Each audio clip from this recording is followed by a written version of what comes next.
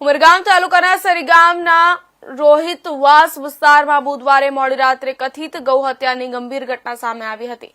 ભંગારના ગોદામ નજીક આવેલા ખુલ્લી જંગલ સભર જગ્યામાં બે ગાયોની હત્યા કરવામાં આવી હોવાની માહિતી મળતા ગૌરક્ષા સંગઠનોના સભ્યો ઘટના સ્થળે દોડી આવ્યા હતા। સ્થાનિક સૂત્રોના જણાવ્યા મુજબ બે યુવાનો ગૌવંશની હત્યા કરી તેના માંસ સાથે મળ્યા હતા। ગૌરક્ષકોના પહોંચતા એક યુવાનને ઝડપી લેવામાં આવ્યો, જ્યારે બીજો યુવાન અંધારાનો લાભ લઈ ગૌહત્યામાં વપરાતા મોટા છરા જેવા હથિયાર સાથે ફરાર થઈ ગયો હતો।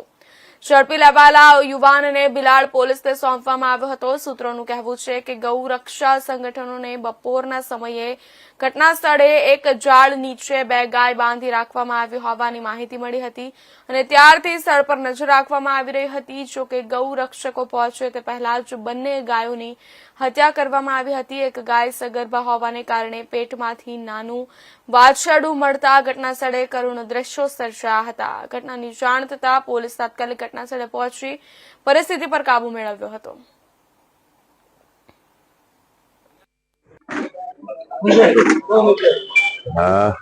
ગઈકાલે રાત્રે સરીગામની અંદર જે અનિચ્છનીય અપ્રિય દુઃખદ ઘટના જે ગૌ હત્યા કરવામાં આવી તે બાબતે આજે સરીગામ ગ્રામ પંચાયત કચેરી ખાતે સહયોગ સદન હોલ ખાતે એક ગૌરક્ષક દળ, સરીગામના સન્માનીય વેપારી આગેવાનો, ધારાસભ્યશ્રી અને બીજા સામાજિક સંગઠનના તમામ લોકો સાથે એક સંયુક્ત મીટિંગ રાખવામાં આવી હતી, જેમાં પોલીસ વિભાગના અધિકારીશ્રીઓ, પીએસઆઈ શ્રીઓ પણ સામેલ થયા હતા।